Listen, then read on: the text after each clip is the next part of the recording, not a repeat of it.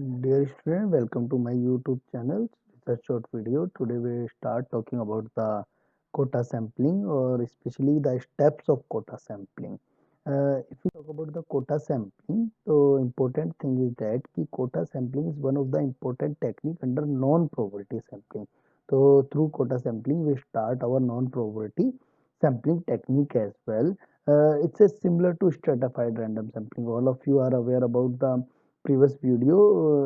During our previous video we already talked about the random stratified random sampling. Under stratified random sampling there are two categories, proportionate and disproportionate. So each steps are similar, but the only the last step have some dissimilarity. So in quota sampling, investigator recognize the different strata. In a same case, we are following in a probability sampling under probability sampling is stratified random sampling.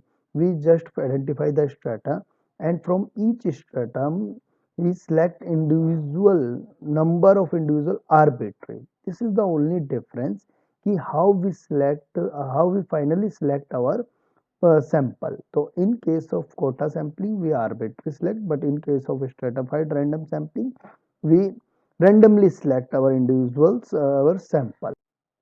Steps of quota sampling.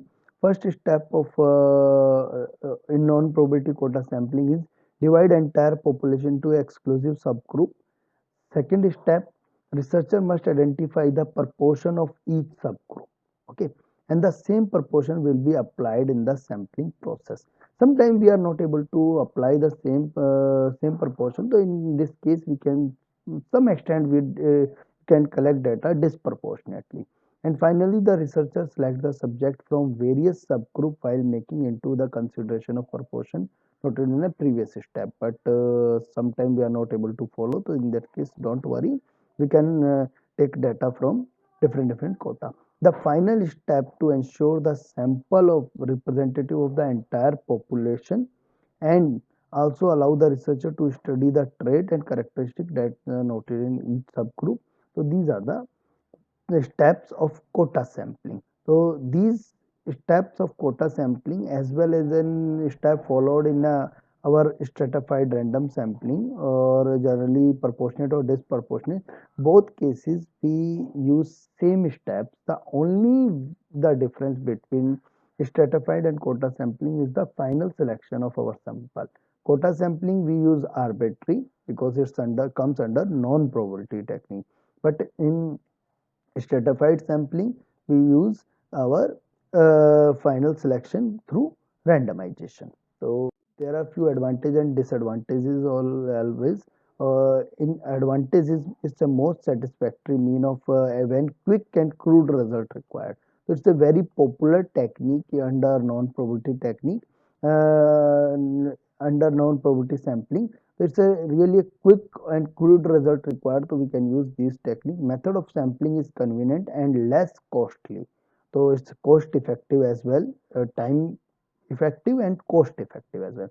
And quota sampling to a greater extent can guarantee the inclusion of individual from different strata. Yes, by using quota sampling we can try to include and each and every strata of our population. Easy to administrate, is really easy for if you are a new researcher as well, you can easily administrate. No need required to skills as well. It means greater skills to use these sampling. Fast to create and complete, inexpensive, and take into account of population proportionate if desired. If we can take desired as per the our objective, we can take proportionate sample as well. Can be used probability sampling technique are not required. Okay, so we can use if we are not able to use probability technique, so we can use non probability quota sampling. And there are few disadvantages as well. There is no mean of establishing randomness, so therefore lack of external validity and generalizability.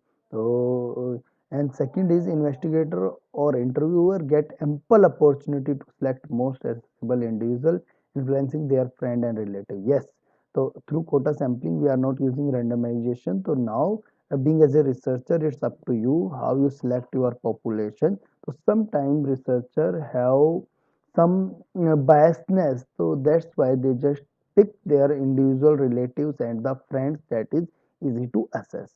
So there is ample opportunity of the thing that the chance ki our result biased.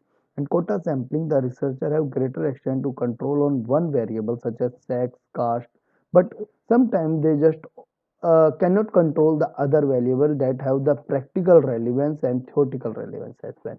And selection biasness, due to selection biasnesses, there are the result may be underrepresentative of the population or maybe more representative of the population. These are the things that is related to quota sampling. I think everything is clear. Now I just introduce my new research topic, new video topics.